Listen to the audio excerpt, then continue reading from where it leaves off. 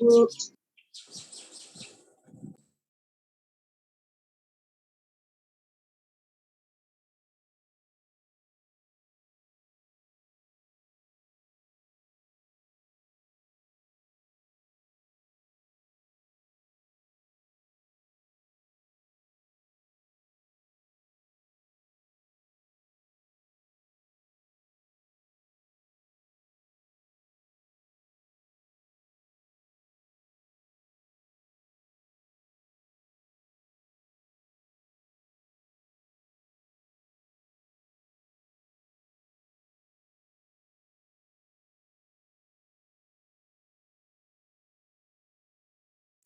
Oke, baik teman-teman, sepertinya sudah hadir semuanya di sini ya. Sebelum kita memulai pertemuan kita hari ini, seperti biasa, mari kita berdoa menurut agama dan kepercayaan masing-masing. Berdoa dipersilakan.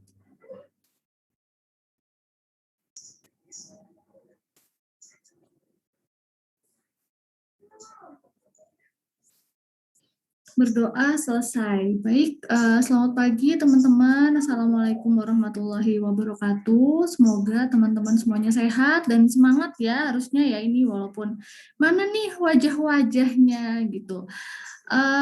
Sebagian ini teman-teman saya udah mendapatkan banyak sekali berita duka ya, diantaranya adalah dari dosen teman-teman ya, suami dari Bu Iin Husnaini, dan juga suami dari Bu Iin Indrawati. Mungkin teman-teman juga tahu ya, beliau dua-duanya dosen STAN.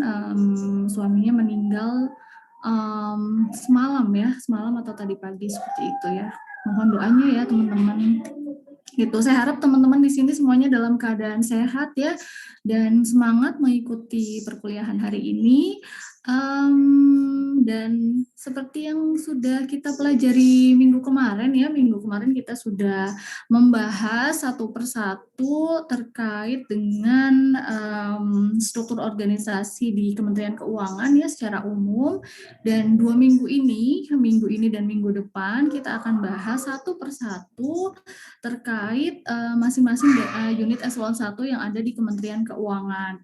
Nah, kalau saya terus nih yang ngomong kan sudah pasti teman-teman tuh bakalan ngantuk ya dengerin saya ngomong cepet-cepet gitu ya, karena materinya juga banyak sekali. Saya harap teman-teman sudah buka juga di LMS ya, ada 4 file PowerPoint yang bisa teman-teman unduh di situ. Nah, kita akan bahas 5 unit eselon 1 ya pada hari ini. Ada Setjen, kemudian Itjen, kemudian DJA, BKF, dan juga BPPK. Nah, biar kita lebih seru nih belajarnya, saya akan membagi teman-teman ke dalam 5 kelompok ya. Nanti teman-teman saya persilakan untuk dapat berdiskusi di breakout room ya. Jadi masing-masing kelompok nanti akan mendiskusikan masing-masing satu unit eselon 1. Setelah berdiskusi nanti teman-teman bisa mempresentasikan hasil diskusi teman-teman ya. Jadi kalau teman-teman sudah membuka slide PowerPoint-nya, di situ ada banyak sekali materinya. Saya tidak berharap teman-teman akan menyampaikan semuanya, tapi saya hanya menitik beratkan pada hal-hal yang penting aja. Jadi misalnya untuk Setjen terdiri dari apa saja strukturnya, kemudian tugas dan fungsi secara umum saja gitu ya. Dan kalau misalnya teman-teman mau menjelaskan terkait misalnya di Setjen itu kan ada beberapa biro ya, misal mau menyampaikan masing-masing biro itu tugasnya apa aja, silahkan disampaikan, tapi intinya saja gitu ya. Jadi misal biro SDM terkait apa, kemudian biro advokasi terkait apa gitu, tidak perlu berpatokan kepada slide yang sudah diberikan di LMS. Kemudian hal yang penting juga, yang paling penting adalah teman-teman memberikan contoh real terkait dengan unit eselon 1 yang teman-teman diskusikan. Misalnya di Setjen, oh kerjaan apa sih di Setjen yang teman-teman tahu realnya itu seperti apa atau yang teman-teman pernah lihat gitu ya. Bisa mungkin teman-teman cari di websitenya atau di media sosialnya atau di artikel bahkan gitu ya. Real kerjaannya itu seperti apa. Nah, kerjaannya ini tidak harus teman-teman seluruh, misalnya seluruh sekjen yang nggak gitu, karena sekjen itu kan terdiri dari macam-macam biro, macam-macam bagian juga gitu ya. Salah satu aja kerjaannya yang menurut teman-teman itu kelihatan banget, atau misalnya teman-teman mau ngasih tahu mau sharing terkait pekerjaan itu, oh ini loh kerjaan yang dilakukan oleh sekjen atau oleh itjen gitu, misalnya seperti itu. Gitu ya. Jadi nanti saya bagi ke 5 kelompok ya. Kelompok 1 membahas Setjen, kelompok 2 membahas Itjen. Sambil saya tulis di chat ya. Sebentar. 1 Setjen, 2 Itjen, kemudian 3 itu DJA, kemudian 4 itu BKF, dan yang kelima itu BPPK. Saya chat ke teman-teman semua ya. Ada pertanyaan dulu sebelum saya assign ke breakout room? Oh ya, nanti teman-teman punya waktu sekitar, saya kasih waktu 30 menit ya untuk berdiskusi di breakout room. Jadi nanti sekitar jam 10 lebih 10 ya, nanti breakout room akan saya tutup. Gitu? Jelas semuanya ya? Oke? Bu, mau tanya Bu? Iya, silahkan. Presentasinya berarti pakai PPT yang dari LMS itu aja Bu? Oke. Untuk presentasinya teman-teman bebas, mau dari LMS boleh, atau mungkin ada yang ngerasa aduh kok terlalu banyak gitu, boleh bikin sendiri juga nggak masalah gitu. Yang penting nanti teman-teman menyampaikan tadi contoh real kerjaannya tuh seperti apa. Saya nggak masalah yang ditampilkan itu mana ya. Jadi bebas aja, teman-teman lebih enaknya di mana. Kalau pakai PPT yang dari LMS berarti nanti teman-teman tambahkan slide untuk bisa menambahkan slide atau menambahkan terserah ya tulisan di slide yang sudah ada juga nggak masalah, atau dijelaskan aja juga tidak masalah gitu. Gitu ya. Ada pertanyaan lain? Kalau sudah jelas tolong kasih reaction.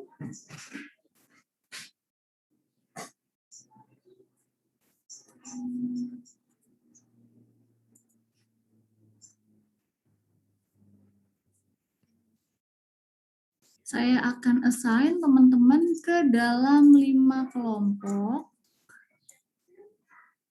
Oh iya, nanti teman-teman akan punya waktu presentasi sekitar 10 menit. Jadi kembali saya ingatkan bahwa nggak perlu menyampaikan semuanya ya, gitu. Karena saya yakin banget kalau menyampaikan semuanya waktunya tidak akan cukup, gitu ya.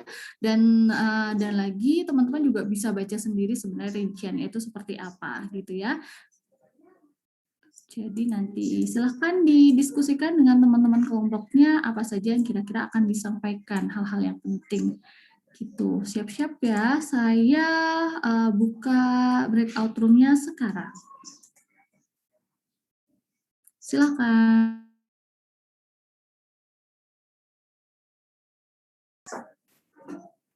Sudah siap, kita langsung aja ya, takutnya nanti kurang nih waktunya ya. Untuk teman-teman dari kelompok 1, oh iya, sepertinya saya tadi lupa menyampaikan juga kalau nanti kan masing-masing kelompok akan menyampaikan hasil diskusinya ya. Kemudian nanti setelah kelompok 1 menyampaikan, kelompok 2 harus memberikan tanggapannya terhadap apa yang sudah disampaikan kelompok 1. Begitu juga seterusnya ya, nanti kalau kelompok 2 menyampaikan, kelompok 3 memberikan tanggapan. Nah, nanti kelompok 5 berarti kelompok 1 yang memberikan tanggapan. Oke, langsung saja biar enak kita urut aja dari kelompok 1. Silakan kelompok 1 menyampaikan hasil diskusinya.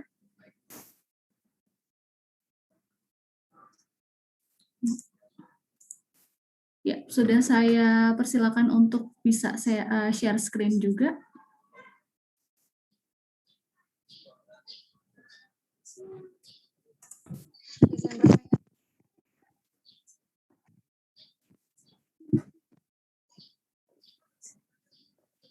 Silahkan kelompok 1 ada Ahmad Naufal, Anita, Arsita, Azhar, dan Fadila.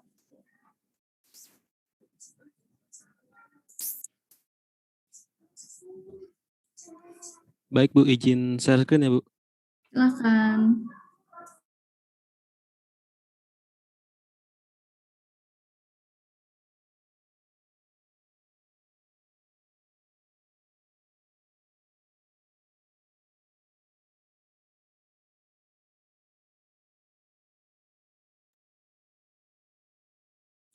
Apakah sudah terlihat? Sudah. Untuk penjelasan biro-bironya kami menggunakan video profil Sekjen Kemenku dari channel resmi YouTube-nya supaya lebih ringkas dan nanti akan ditambahkan ke kerjaan real dari Sekjen Kemenku oleh teman-teman dari kelompok 1.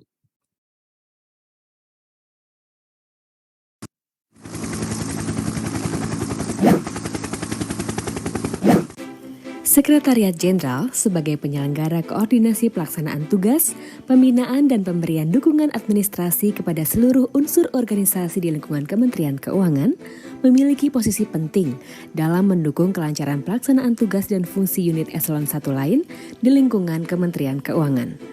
Posisi sebagai prime mover atau penggerak utama mendorong Sekretariat Jenderal untuk mengangkat semangat prime, professionalism, responsif, inovatif, modern and enthusiastic dalam pelaksanaan tugas dan fungsi sehari-harinya. Terdapat 13 unit eselon 2 dengan keanekaragaman tugas dan tanggung jawab yang berada di bawah naungan Sekretariat Jenderal, yaitu Biro Perencanaan dan Keuangan, memiliki peran sebagai pembina perencanaan, manajemen kinerja dan risiko, serta tata kelola keuangan lingkup Kementerian Keuangan.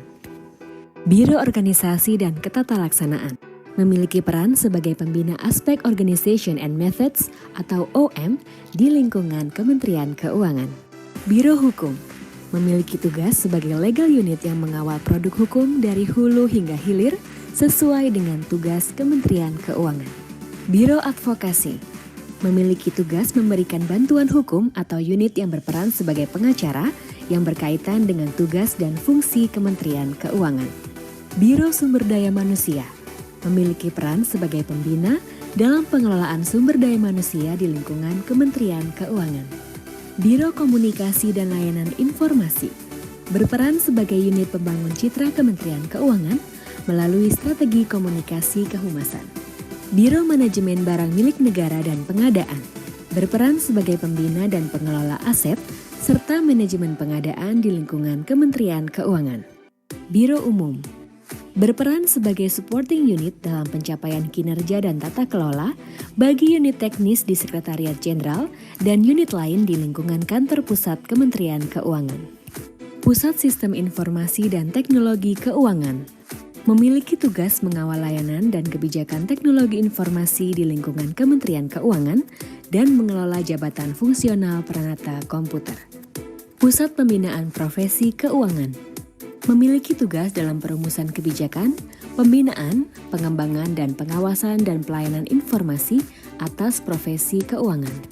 Pusat Analisis dan Harmonisasi Kebijakan merupakan private office dan delivery unit bagi pimpinan Kementerian Keuangan yang tugasnya meliputi analisis, harmonisasi dan sinergi kebijakan atas pelaksanaan program dan kegiatan Menteri Keuangan dan Wakil Menteri Keuangan. Sekretariat Pengadilan Pajak merupakan supporting unit bagi pengadilan pajak dalam memproses sengketa perpajakan. Sekretariat Komite Pengawas Perpajakan merupakan supporting unit dalam hal teknis dan administratif di dalam mendukung pelaksanaan tugas dan fungsi Komite Pengawas Perpajakan. Terdapat pula unit non-eselon yang berada di bawah naungan Sekretariat Jenderal. 3 unit non-eselon tersebut antara lain Sekretariat Komite Stabilitas Sistem Keuangan memiliki tugas membantu pelaksanaan tugas Komite Stabilitas Sistem Keuangan baik secara substantif maupun administratif. Sekretariat Komite Nasional Ekonomi dan Keuangan Syariah memiliki tugas memberikan dukungan administrasi kepada manajemen eksekutif Komite Nasional Ekonomi dan Keuangan Syariah. Lembaga Pengelola Dana Pendidikan merupakan badan layanan umum atau BLU di bawah naungan Sekretariat Jenderal yang memiliki tugas melaksanakan pengelolaan dana abadi atau endowment fund pendidikan yang bertujuan pada pengembangan kualitas sumber daya manusia di berbagai bidang yang menunjang percepatan pembangunan Indonesia. Selain tugas dan fungsi yang dijalankan oleh unit kerja struktural tersebut, Sekretariat Jenderal juga memiliki peran strategis dalam mengawal program reformasi birokrasi dan transformasi kelembagaan Kementerian Keuangan. Program tersebut menjadi tugas Tim Reformasi Birokrasi dan Transformasi Kelembagaan Pusat atau TRBTKP atau yang lebih dikenal dengan Central Transformation Office atau CTO. Demikianlah gambaran tugas dan fungsi Sekretariat Jenderal Kementerian Keuangan yang berkomitmen untuk menjadi penggerak utama dan katalisator tata kelola yang baik menuju terwujudnya visi Kementerian Keuangan.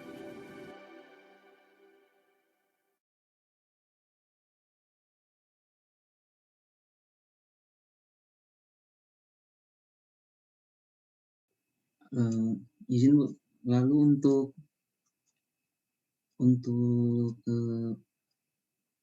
tugas dan kerjaan real yang ada di lapangan, kami akan menyampaikan 3 contoh. Yang pertama itu dari Komite Nasional Keuangan Syariah KNKS. Melalui Instagram kami mendapatkan informasi bahwa KNKS itu beberapa kali melakukan seminar tentang ekonomi dan keuangan syariah. Jadi KNKS itu kerjaan realnya memberikan sosialisasi dan memberikan arahan dan petunjuk tentang pelaksanaan dan pengawasan dalam sistem ekonomi keuangan syariah. Kemudian yang kedua, kami mendapatkan informasi melalui website. Ketika ada penambahan PNS di lingkungan Kementerian Keuangan, maka anggaran yang harus dirancang dan disusun oleh Setjen Kemenkeu itu bertambah. Berarti Setjen Kemenkeu ini juga sebagai pemberi rancangan atau pemberi rancangan keuangan bagi Kementerian Keuangan, khususnya kepada gaji dan tunjangan eselon 1 setingkatnya. Kemudian yang ketiga, kami mendapatkan kerjaan real dari Setjen Kemenkeu ini melalui laporan kinerja Setjen Kemenkeu tahun 2020 yang salah satunya adalah Kementerian Keuangan Mengajar. Jadi Kementerian Keuangan Mengajar itu relawan dari pegawai Kementerian Keuangan memberikan secara sukarela memberikan seperti seminar atau pengajaran kepada sekolah-sekolah setingkat SD, SMP, dan SMA di seluruh Indonesia. Dan di tahun 2020 karena ada pandemi, jadi pengajaran Kementerian Keuangan Mengajar ini dilakukan melalui Zoom meeting. Sekian. Oke, dari kelompok 1, dari teman-teman yang lain ada tambahan?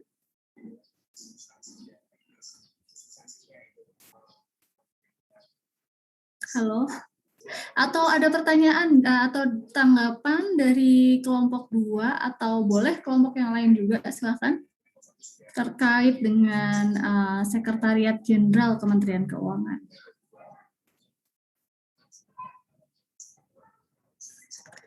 Tadi barusan video yang kita lihat itu udah lengkap sekali ya, maksudnya sudah menggambarkan secara keseluruhan di Sekretariat Jenderal itu seperti apa gitu. Mungkin ada yang mau menambahkan ya?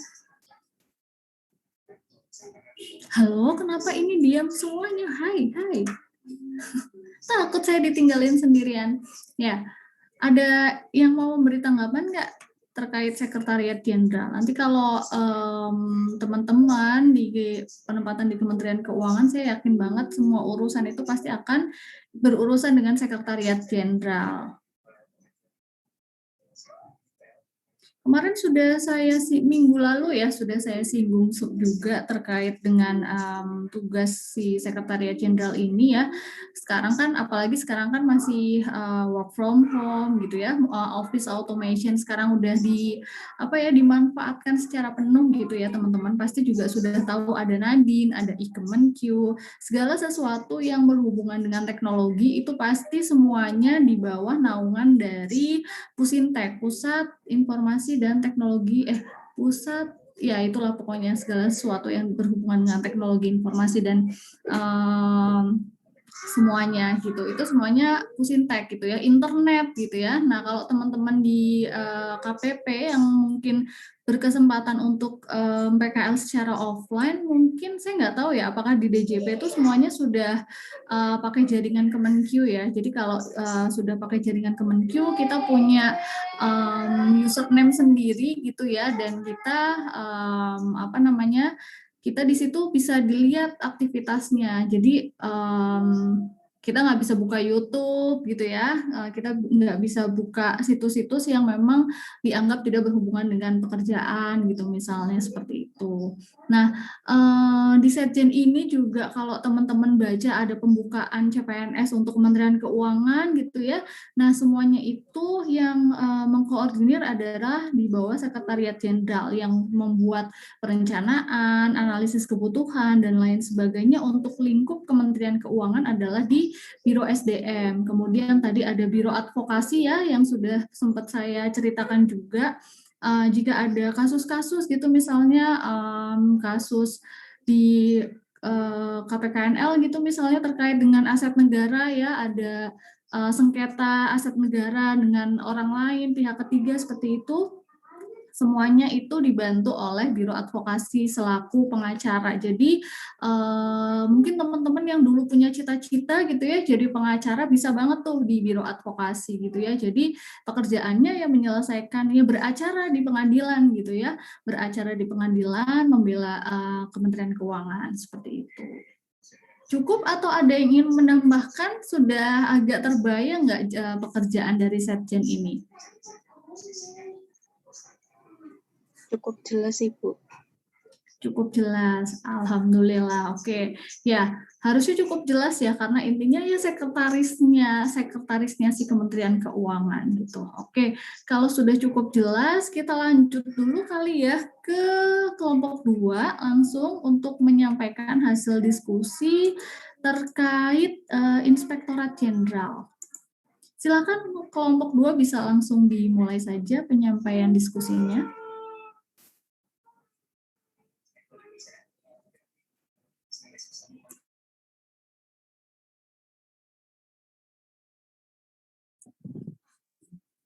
Izin Bu Dika.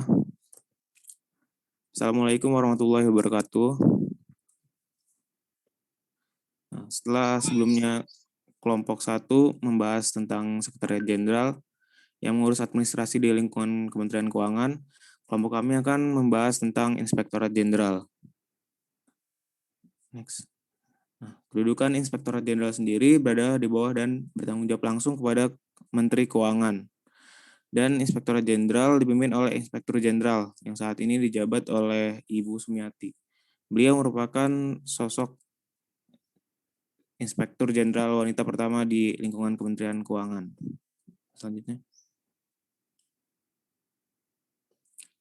Inspektor Jenderal sendiri mempunyai tugas menyelenggarakan pengawasan internal atas pelaksanaan tugas di lingkungan Kementerian Keuangan sesuai dengan ketentuan peraturan perundang-undangan. Dan Inspektorat Jenderal memiliki 5 fungsi. Yang pertama, penyusunan kebijakan teknis pengawasan internal atas pelaksanaan tugas di lingkungan Kementerian Keuangan. Yang kedua, pelaksanaan kewenangan internal atas pelaksanaan tugas di lingkungan Kementerian Keuangan terhadap kinerja dan keuangan melalui audit, review, evaluasi, pemantauan, dan kegiatan pengawasan lainnya. Yang ketiga, pelaksanaan pengawasan untuk tujuan tertentu atas penugasan Menteri Keuangan. Yang keempat, penyusunan laporan hasil pengawasan atas pelaksanaan tugas di lingkungan Kementerian Keuangan. Dan yang terakhir, pelaksanaan administrasi Inspektorat Jenderal. Untuk susunan organisasi di Inspektorat Jenderal terdiri dari 9 organisasi, yaitu ada Sekretariat Inspektorat Jenderal, ada Inspektorat 1 hingga Inspektorat 7, dan Inspektorat Bidang Investigasi. Selanjutnya akan dijelaskan oleh Putri. Ya, jadi bagian pertama di Inspektorat Jenderal itu adalah Sekretariat Inspektorat Jenderal. Kalau kata senior saya waktu PKL, sekretariat ini seperti dapur dari suatu lembaga. Jadi tugasnya itu adalah secara garis besar ada 3. Yang pertama mengoordinasikan pelaksanaan tugas, yang kedua membina, dan yang ketiga adalah memberi dukungan secara administrasi. Nah, dalam hal ini memberikan dukungan administrasi untuk semua unsur di lingkungan Itjen. Next. Nah, jadi tadi sudah disampaikan bahwa ada 8 inspektorat di Itjen. Nah, tugasnya inspektorat ini sebenarnya sama dari 1 ke inspektorat 1 hingga 7. Yang membedakan itu hanyalah lembaga eselon 1 di bawah Kementerian Keuangan yang diawasi. Next. Jadi untuk tugas inspektorat ini ada 3 secara umum. Yang pertama adalah menyiapkan perumusan kebijakan pengawasan intern. Setelah menyiapkan rumusan kebijakannya, yang kedua, melaksanakan pengawasan tersebut, bisa terhadap kinerja dan keuangan atau untuk tujuan lain. Dan yang ketiga adalah melakukan penyusunan laporan hasil pengawasannya. Nah, untuk Inspektorat 1 ini melakukan pengawasan kepada unit yang menangani bidang pajak, yaitu Direktorat Jenderal Pajak. Selanjutnya dilanjutkan oleh teman saya. Selanjutnya ada Inspektorat 2. Nah, Inspektorat 2 ini tugasnya hampir mirip dengan Inspektorat yang pertama. Cuma dia beda di bidangnya aja. Kalau di Inspektorat 1 dia bidang pajak, di Inspektorat 2 dia bidang kepabeanan dan cukai. Nah, di Inspektorat 3 itu begitu juga. Cuman beda bidangnya di Inspektorat 3 itu adalah bidang perbendaharaan dan pengelolaan pembiayaan dan risiko. Selanjutnya dijelaskan. Selanjutnya untuk Inspektorat 4 juga sama, tugasnya sama, hanya yang membedakan bidangnya, yaitu bidang kekayaan negara dan kebijakan fiskal. Selanjutnya untuk Inspektorat 5 juga sama tugasnya, tapi dia menangani bidang anggaran dan perimbangan keuangan dan pengelolaan penerimaan negara bukan pajak. Seperti itu. Selanjutnya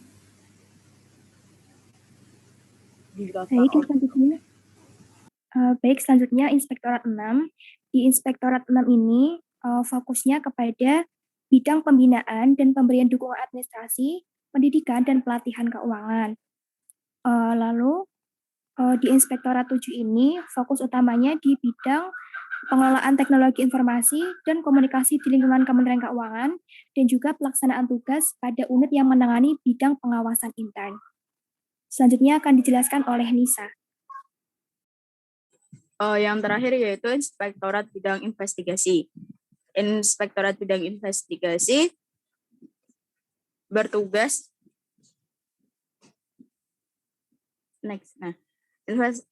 Inspektorat Bidang Investigasi bertugas untuk melaksanakan penyiapan perumusan kebijakan pengawasan internal, audit investigasi, dan kegiatan pendukungnya. Partisipasi dalam pemberantasan tindak pidana korupsi dan kejahatan keuangan yang berkaitan dengan tugas dan fungsi unsur kementerian, serta penyusunan laporan hasil investigasi dan kegiatan pendukungnya. Kemudian kami akan memberikan contoh real tugas atau pekerjaan dari Inspektorat Jenderal. Ini ada berita tentang laporan pengaduan suap korupsi di Direktorat Jenderal Pajak yang dilakukan melalui sistem WISE atau whistleblowing system. Whistleblowing system ini dilaksanakan atau yang bertanggung jawab atas sistem ini yaitu Inspektorat Bidang Investigasi. Di sini masyarakat dapat mengadukan semua kecurigaan atau kecurigaan atas pegawai Kementerian Keuangan yang melakukan tindak pidana korupsi. Kemudian selain whistleblowing system ini, contoh lain dari pekerjaan real Inspektorat Jenderal yaitu ada berita juga bahwa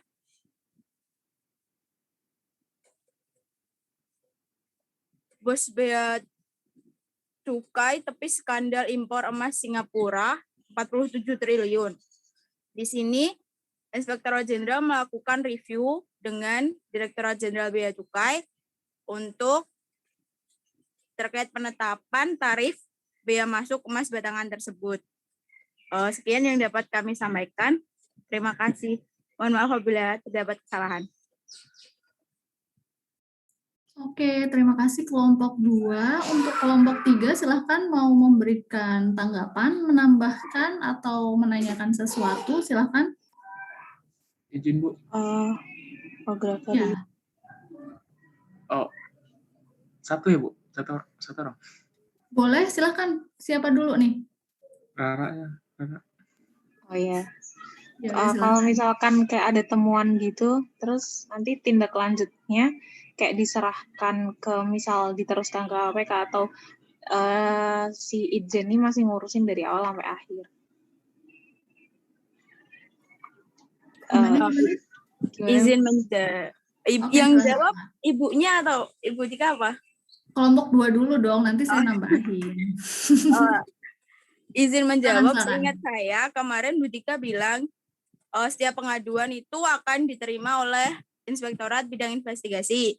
Untuk kemudian akan diatur lebih lanjut apakah yang menangani akan Inspektorat Bidang Investigasi tersebut atau diserahkan ke internal eselon 1-nya atau ke KPK. Sekian yang dapat saya sampaikan. Terima kasih. Oke, ya. Sebenarnya secara umum sudah betul yang disampaikan Anissa ya. Jadi kalau ada temuan, entah itu temuannya pada saat audit atau pada whistleblowing system, itu semuanya akan dipilah-pilah lagi ya. Kalau di whistleblowing system tentunya akan dipilah sama Inspektorat Bidang Investigasi ini ya. Apakah dia itu pelanggarannya terkait apa? Apakah pelanggaran kode etik atau pelanggaran misalnya pelanggaran terkait kerugian negara, korupsi gitu ya. Nanti akan kalau yang terkait korupsi ini akan diproses lagi oleh IBI dan kalau memang benar nanti dilaporkan ke KPK seperti itu. Tapi kalau pelanggarannya terkait kode etik itu biasanya akan disampaikan ke kepatuhan internal ya, unit kepatuhan internal di masing-masing eselon 1 gitu. Jadi misalnya pegawai DJA yang dilaporin, berarti unit kepatuhan internal di DJA yang menindak pegawai tersebut apabila pelanggarannya itu kode etik seperti itu. Begitu, Rara? Terima kasih jawabannya untuk Bu Tika dan Anissa. Oke, Grata tadi mau menyampaikan sesuatu, silahkan. Ya, Bu. Ingin bertanya, Bu. Jadi kan tadi seperti yang kita lihat, Ijen ini bertugas sebagai pengawas di lingkungan kementerian. Dan juga Ijen ini dibagi ke beberapa bagian instansi gitu kan. Nah, jadi karena dia fungsi mengawasi kan pasti ada tuh mungkin kinerjanya yang kurang pas atau apa gimana gitu. Nah, untuk mengawasi Ijen ini siapa ya kira-kira? Oke, jadi intinya siapa sih Ijen ini ngawasin, tapi siapa yang ngawasin dia gitu ya? Iya, Bu. Oke, silakan kelompok 2. Izin menjawab, Bu. Kalau dilihat dari struktur organisasinya itu tidak ada di Ijen sendiri, tidak ada inspektorat atau biro yang mengawasi dirinya sendiri. Kemungkinan besar pengawasnya ya pimpinannya dan Kementerian Keuangan. Seperti BPK. BPK itu kan juga auditor dari lembaga kementerian, tapi dia kan juga tidak ada yang mengawasi. Yang pengawasnya ya kalau ada penyelewengan masuknya ke KPK. Sepengetahuan saya nanti ya pengawasnya dia ya pimpinannya. Mohon maaf bila salah, Bu. Nggak Izin apa-apa. menambahkan, Bu. Ya, silakan Putri. Ya, jadi karena tugas utama dari Itjen itu adalah mengawasi, maka yang mengawasi pengawasan yang dilakukan Itjen itu seperti yang mungkin tadi saya sampaikan adalah sekretariat di Itjen. Karena di sekretariat itu tugasnya adalah memberikan pembinaan atas pembinaan dan mengordinasikan pelaksanaan tugas dari unsur-unsur di Itjen tersebut. Jadi menurut saya nanti yang berposisi sebagai pemberi feedback-nya itu adalah dari sekretariatnya. Mohon koreksinya, Bu. Oke, baik. Terima kasih Anissa dan Putri yang sudah menjawab pertanyaan Grapta. Jadi betul ya sebenarnya di Inspektorat Jenderal sendiri tidak ada pengawas khusus gitu ya. Nggak ada bagian khusus di Kementerian Keuangan yang khusus untuk mengawasi Itjen ini gitu. Karena apa? Karena kalau misalnya ada yang ngawasin juga nanti jadi tanggung jawabnya nggak jelas gitu. Jadi memang Itjen di sini adalah unit pengawas utama di Kementerian Keuangan. Nah, terus pertanyaan selanjutnya adalah, sebentar ya.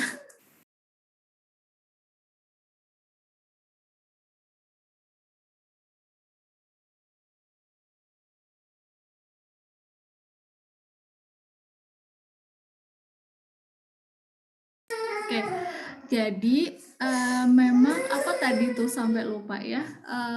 Oke, jadi memang Itjen ini adalah unit utama yang punya wewenang untuk mengawasi gitu ya. Tapi gini, jadi kan setiap bagian itu kan, sorry ya, saya jadi nggak fokus nih, anak saya nangis. Jadi setiap unit itu kan sebenarnya ada masing-masing kepatuhan internalnya. Nah, seperti itu juga untuk si Inspektorat Jenderal tersebut. Dan juga pertanyaan yang selanjutnya yang kita tanyain sebenarnya terus gimana kita tahu kalau Itjen itu kerjanya baik atau tidak gitu kan, sebenarnya intinya kan seperti itu ya. Nah, kan setiap kita bekerja itu kan berdasarkan dengan SOP yang sudah disusun gitu ya. Nah, Itjen juga harus melaksanakan audit dan pekerjaan-pekerjaan lainnya juga sesuai dengan SOP tersebut gitu. Nah, kalau misalnya SOP itu tidak dilaksanakan, tentu saja bisa menjadi masalah juga gitu. Nah, makanya memang kalau dari kalau Itjen ini kemudian siapa yang menilai? Yang menilai adalah Bu Menteri, karena juga setiap tahun pasti ada laporan-laporan yang dibikin ya, tidak hanya oleh Itjen sebenarnya, tapi juga oleh semua unit eselon 1 di di Kementerian Keuangan gitu ya. Jadi penilaian kinerja dari Itjen itu ya dilihat dari itu ya, dari laporan yang disampaikan dan dari pengawasan yang dilakukan oleh unit kepatuhan internal di intern Itjen sendiri, seperti itu. Dan juga kan ada juga kontrak kinerja yang sudah, kalau secara individu ya, ada kontrak kinerja yang dibuat oleh setiap pegawai, itu juga bisa menjadikan salah satu indikator apakah pekerjaan yang dilakukan itu sudah baik atau belum, begitu kira-kira. Terima kasih, Bu. Oke, kita lanjut aja ya teman-teman. Masih ada 3 kelompok lagi, mungkin ini bisa lebih cepat lagi pembahasannya. Mohon maaf ya, silahkan langsung saja ke kelompok 3 mau menyampaikan terkait DJA ya, silahkan.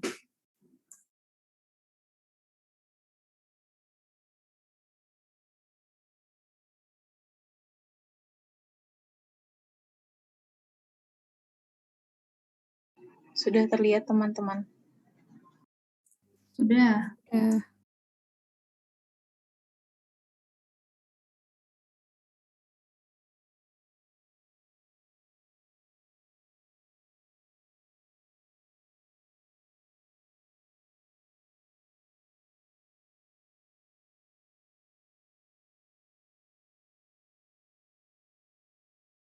Baik, untuk kelompok 3 akan dimulai dari Siti.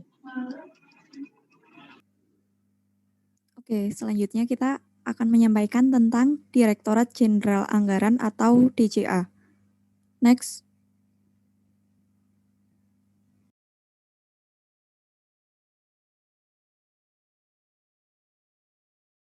Nah, kedudukannya DJA itu di bawah sama bertanggung jawab kepada Kementerian Keuangan. Terus DJA dipimpin sama seorang Direktur Jenderal. Next.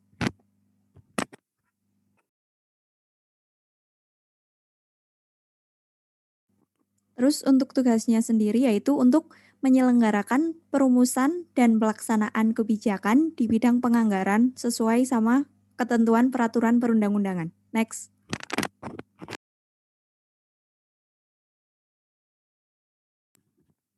Selanjutnya akan dijelaskan oleh Poi.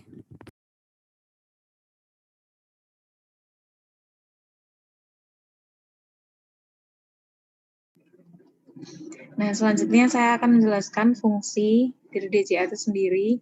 Ya, bisa kurang lebih bisa dibaca sendiri, tapi saya jelaskan. Yang pertama itu adalah perumusan kebijakan di bidang penyusunan anggaran pendapatan negara. Nah, yang kedua, pelaksanaan kebijakan di bidang penyusunan anggaran pendapatan negara, anggaran belanja negara, anggaran pembiayaan, standar biaya, dan penerimaan negara bukan pajak. Selanjutnya, penyusunan norma, standar, prosedur, dan kriteria di bidang penyusunan anggaran tersebut. Yang keempat, pemberian bimbingan teknis dan supervisi di bidang penyusunan anggaran pendapatan negara, anggaran belanja negara, anggaran pembiayaan, ya pokoknya sama kayak tadi. Yang selanjutnya itu pelaksanaan pemantauan, evaluasi, dan pelaporan di bidang tadi, penyusunan anggaran, anggaran belanja negara, anggaran pembiayaan, dan seterusnya. Selanjutnya adalah pelaksanaan administrasi DJA itu sendiri dan pelaksanaan fungsi lain yang diberikan oleh Menteri Keuangan.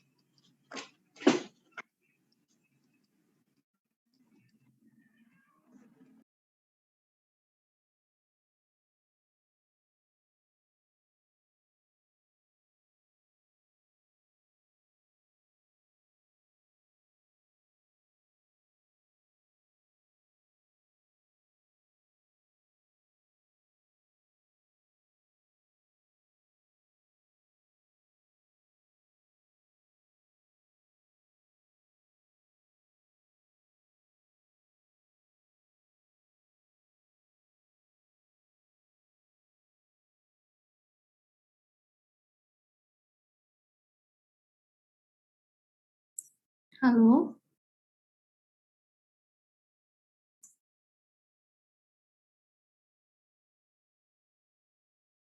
Halo, kelompok 3 masih lanjut? Ayo, silakan. Baik. Jadi susunan organisasi dari Direktorat Jenderal Anggaran itu adalah sebagai berikut. Yang pertama, seperti direktorat lainnya, Direktorat Jenderal Anggaran juga punya sekretariat Direktorat Jenderal. Selain itu, selain sekretariat, DJA juga punya beberapa direktoratnya. Pertama yaitu Direktorat Penyusunan APBN, yang kedua yaitu Direktorat Anggaran Bidang Perekonomian Kemaritiman, yang ketiga Direktorat Anggaran Bidang Pembangunan Manusia dan Kebudayaan, yang keempat ini Direktorat Anggaran Bidang Politik, Hukum, Pertahanan Keamanan, dan bagian Anggaran Bendahara Umum Negara, yang kelima Direktorat Penerimaan Negara Bukan Pajak, Sumber Daya Alam, dan Kekayaan Negara yang dipisahkan, yang keenam itu Direktorat PNBP, Kementerian Lembaga, ketujuh Direktorat Sistem Penganggaran, dan yang terakhir adalah Direktorat Harmonisasi Peraturan Penganggaran.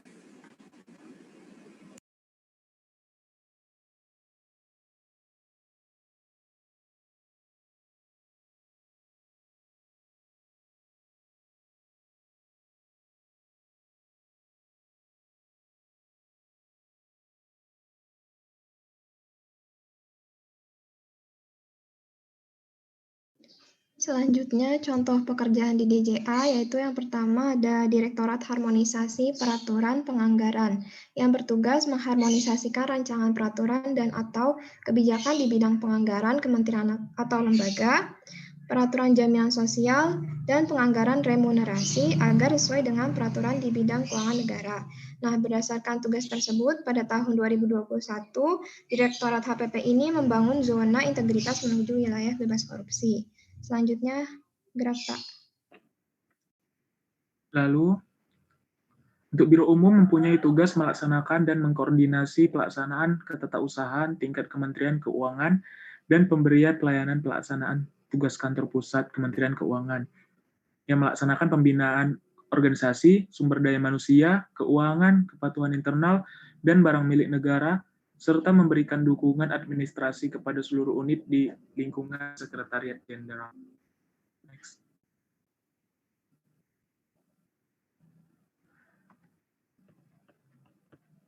Direktorat Penerimaan Negara Bukan Pajak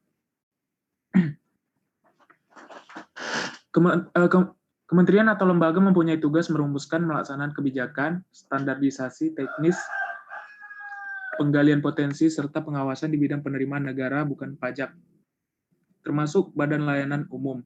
Contohnya, Direktorat PNBP membuat pengaturan dan pertimbangan penyusunan tarif PNBP. Next.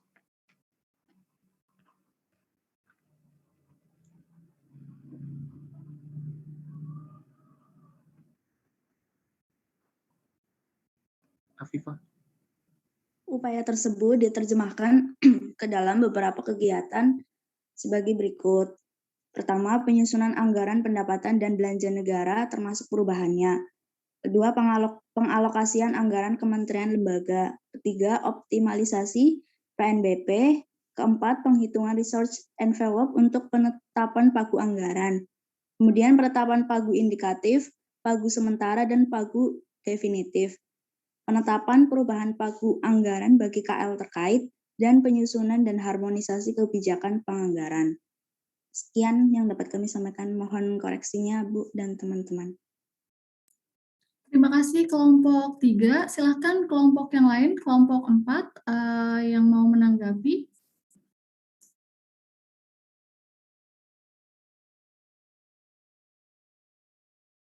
Sudah jelas semua atau bingung nih gimana?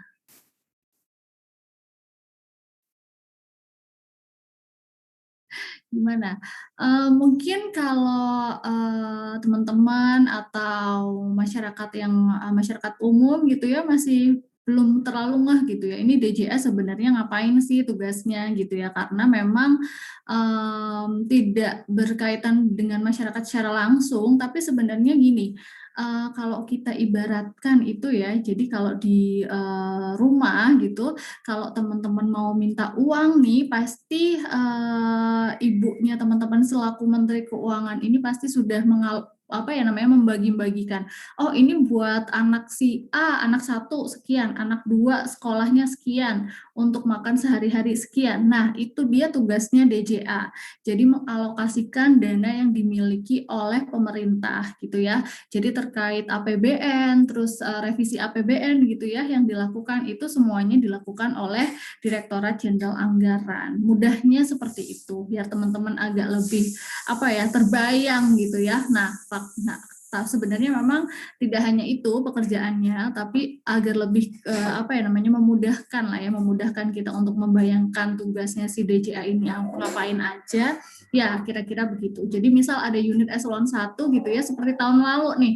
Tahun lalu tiba-tiba ada pandemi, otomatis banyak sekali rencana-rencana yang tidak bisa direalisasikan gitu ya.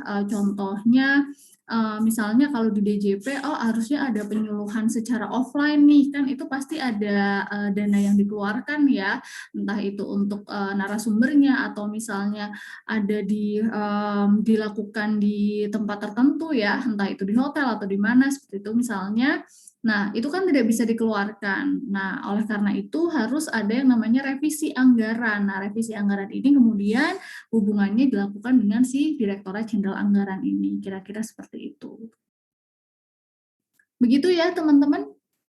kira-kira jelas ya sedikit terkait dengan tugasnya Direktorat Jenderal Anggaran ini sendiri. Nah, rinciannya seperti apa nanti teman-teman bisa baca lagi. Oh ya, untuk kelompok 3 tadi sepertinya ada sedikit yang harus diperbaiki untuk contohnya ya. Tadi masih menyebutkan Biro Umum di Sekretariat Jenderal. Jadi itu salah satu contoh di Sekretariat Jenderal, tidak termasuk di Direktorat Jenderal Anggaran. Nanti bisa dibuka lagi deh di contoh yang pertama kalau nggak salah. Gitu ya. Kita lanjut saja langsung ke kelompok 4 ya. Silahkan kelompok 4 mungkin bisa disampaikan secara singkat, padat, dan jelas. Silahkan.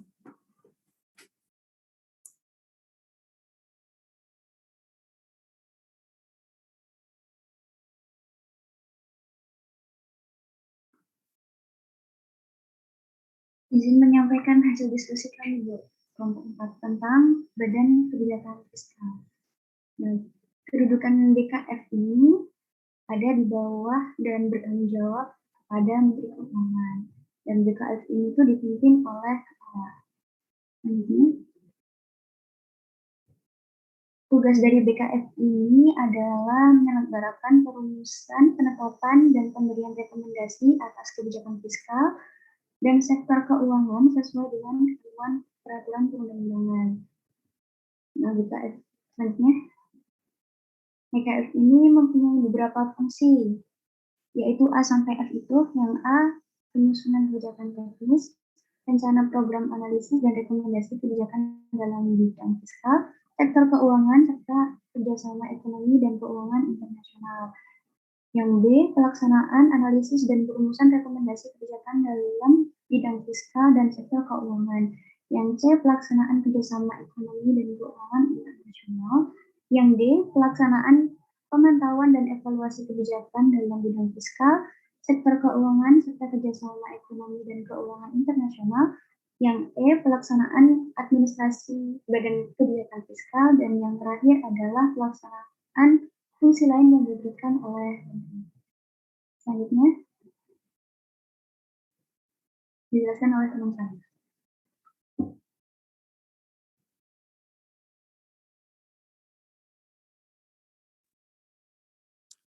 Baik, untuk struktur organisasi dari BKF sendiri ada 7.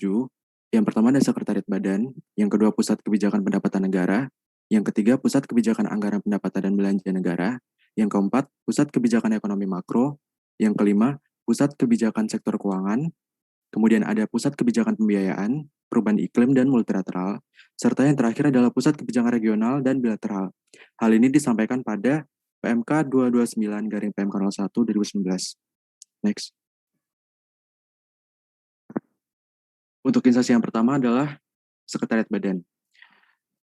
Instansi ini bertugas untuk melaksanakan koordinasi pelaksana tugas serta pembinaan dan pemberian dukungan administrasi kepada semua unsur di lingkungan BKF. Next. Untuk instansi yang kedua adalah Pusat Kebijakan Pendapatan Negara. Pusat Kebijakan Pendapatan Negara itu memiliki tugas yakni melaksanakan koordinasi dan analisis, perumusan rekomendasi, dan evaluasi kebijakan di bidang pendapatan negara terkait dengan subjek, objek, dan juga tarif.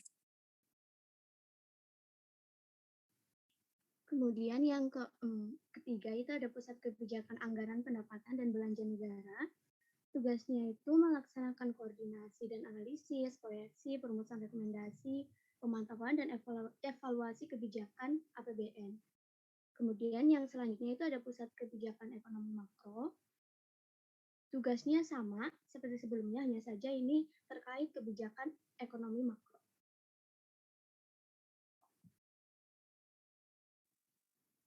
Selanjutnya ada Pusat Kebijakan Sektor Keuangan. Nah, ini tugasnya melaksanakan analisis, terus perumusan rekomendasi kebijakan, evaluasi, serta penyusunan peraturan perundang-undangan di bidang jasa keuangan. Mungkin nanti bisa dilihat di ininya, kasus realnya tugasnya seperti apa di selanjutnya. Selanjutnya ada Pusat Kebijakan Pembiayaan Perubahan Iklim dan Multilateral. Nah, bagian ini mempunyai tugas melaksanakan analisis, perumusan rekomendasi, dan evaluasi kebijakan perubahan iklim, serta analisis, perumusan rekomendasi kebijakan, koordinasi, pelaksanaan, pemantauan, dan evaluasi kerjasama ekonomi dan keuangan, pada forum G20, multilateral, dan OECD. Lalu struktur yang ketujuh ada pusat kebijakan regional dan bilateral. Tugasnya adalah melaksanakan koordinasi dan pelaksanaan analisis, perumusan rekomendasi kebijakan, koordinasi, pelaksanaan, pemantauan, dan evaluasi, kerjasama ekonomi dan keuangan ASEAN, interregional, bilateral, dan kerjasama perdagangan. Lalu ada kelompok jabatan fungsional di BKF, di mana kelompok jabatan fungsional ini dibentuk sesuai kebutuhan, mempunyai tugas melakukan kegiatan sesuai dengan jabatan fungsional masing-masing berdasarkan ketentuan peraturan perundang-undangan. Jabatan fungsional terdiri atas jumlah tenaga fungsional yang terbagi dalam berbagai kelompok sesuai dengan jenjang dan bidang keahliannya. Masing-masing kelompok jabatan fungsional dikoordinasikan oleh seorang tenaga fungsional yang ditunjuk oleh pimpinan unit organisasi. Jumlah tenaga fungsional ditentukan sesuai dengan kebutuhan dan beban kerja. Jenis dan jenjang jabatan fungsional diatur berdasarkan ketentuan peraturan perundang-undangan. Ya, untuk contoh realnya, yang pertama, next dulu Juan. Nah, jadi setelah kita tahu, jadi rekomendasi kebijakan dari BKF itu kan ada dua, yaitu rekomendasi kebijakan makrofiskal dan juga rekomendasi regulasi kebijakan fiskal dan sektor keuangan. Nah, jadi untuk berita yang pertama ini adalah contoh dari rekomendasi kebijakan makrofiskal yang berkaitan dengan nota keuangan dan RAPBN. Jadi di sini BKF itu memproyeksikan defisit anggaran pada tahun 2022 adalah di antara minus 4,51 sampai 4,85 dari PDB. Next. Nah, yang kedua ini adalah contoh dari rekomendasi kebijakan BKF dalam kebijakan fiskal dan sektor keuangan. Contohnya di sini tentang pemberian insentif tentang ekspor. Nah, selain itu juga bisa di masa corona ini insentif-insentif seperti PPh 21 ditanggung pemerintah itu juga berdasarkan analisis dan rekomendasi dari BKF. Selanjutnya. Nah, ini contohnya jadi dalam merumuskan insentif atau kebijakan itu BKF juga melakukan koordinasi dan kerjasama ya, seperti yang tadi udah disebutkan. Nah, di sini contohnya mereka bekerja sama dengan Kementerian Perindustrian untuk menetapkan kebijakan insentif terkait industri galangan kapal nasional. Selanjutnya akan dijelaskan oleh Dinda.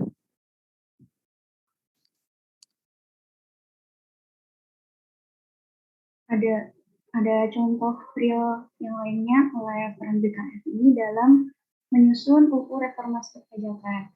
Nah, ini kan isu-isu di belakang baru-baru ini kan ada yang PPN itu kan ya, yang PPN naik gitu kan beritanya itu.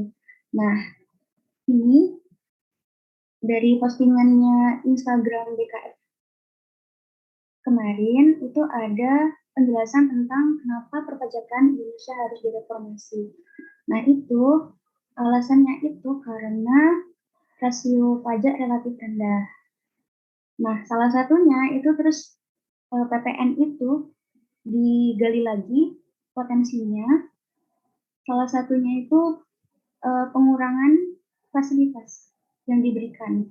Kayak dulu kan ada sembako-sembakonya itu kan dikecualikan dari BKP kan. Nah, sekarang yang sembako premium itu kan akan dikenakan. Nah, itu yang membahas itu adalah BKP. Gitu, contoh yang lain. Terima kasih.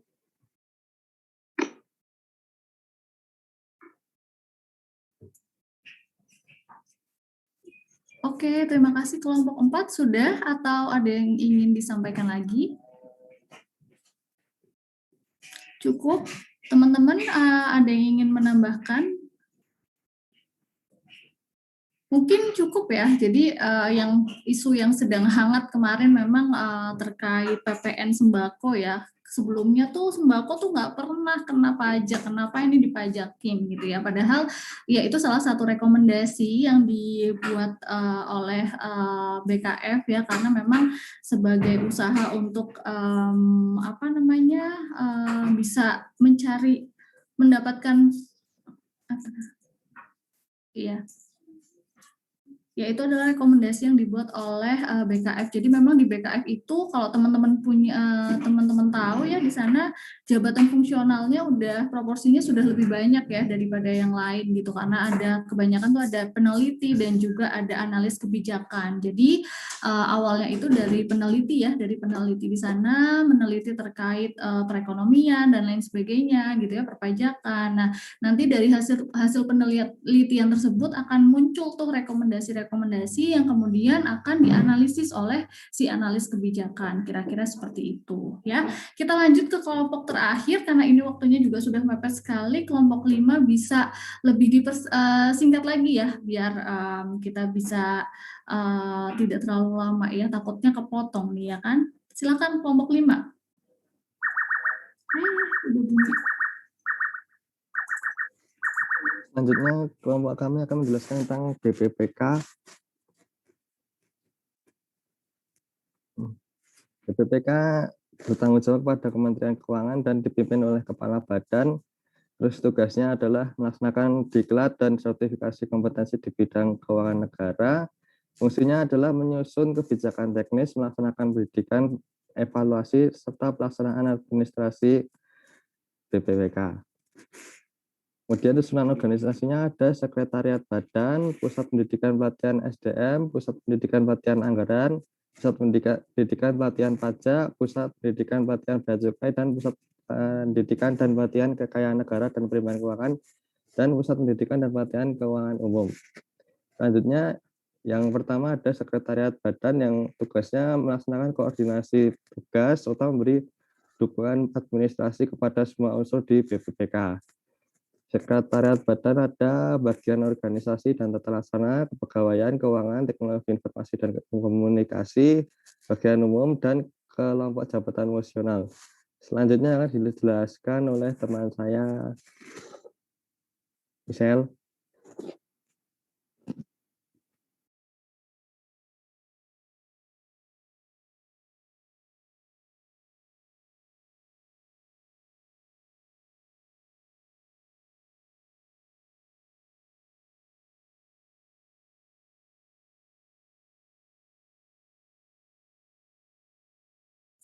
Halo, silakan teman-teman. Ini kenapa?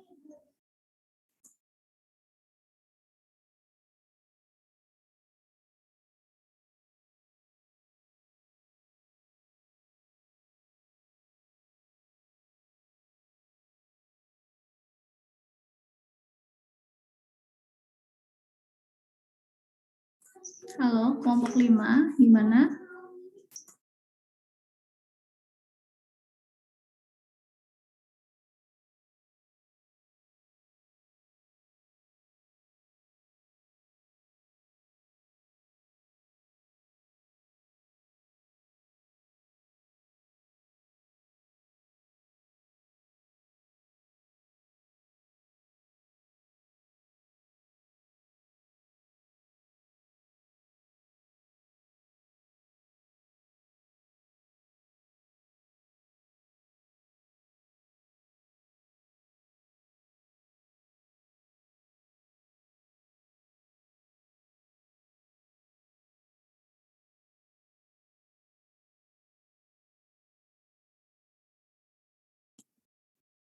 Mohon izin Audrey, saya potong sebentar. Sepertinya untuk susunan organisasi per eselon 2-nya tidak perlu disampaikan, jadi langsung aja ke masing-masing tugas dan fungsi eselon 2-nya ya. Silakan.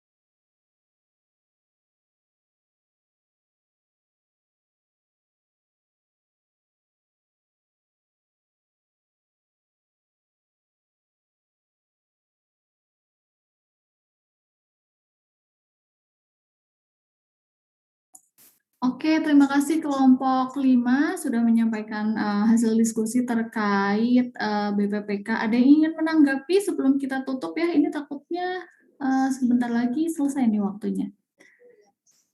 Ada yang ingin menanggapi sedikit teman-teman mungkin? Atau sudah cukup?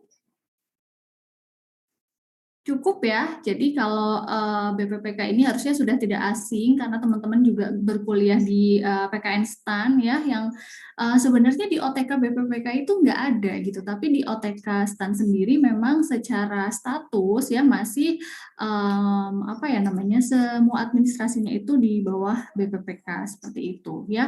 Dan juga nanti ketika teman-teman penempatan di Kementerian Keuangan, nanti pada saat baru lulus nanti akan ada pelatihan ya, pelatihan dasar mungkin ya, nanti teman-teman bisa tanya ke senior betapa asiknya ya pelatihan dasar ini ya. Semoga nanti pada saat teman-teman diundang untuk ikut pelatihan dasar itu sudah tidak pandemi ya, biar bisa pelatihan secara offline seperti itu ya. Baik, terima kasih teman-teman. Sepertinya sekian dulu ya untuk pertemuan kali ini, karena memang ternyata diskusinya asik sekali ya. Semoga bisa menambah pengetahuan teman-teman juga ya terkait unit-unit eselon 1 di Kementerian Keuangan. Minggu depan juga kita akan masih bahas ya unit eselon 1 di Kementerian Keuangan, masih ada beberapa yang belum kita bahas. Terima kasih atas partisipasi teman-teman semuanya. Sekian dari saya. Wassalamualaikum warahmatullahi wabarakatuh. Selamat beraktivitas teman-teman. Waalaikumsalam warahmatullahi wabarakatuh. Terima kasih Bu. Terima kasih Bu. Ya izin end meeting ya teman-teman.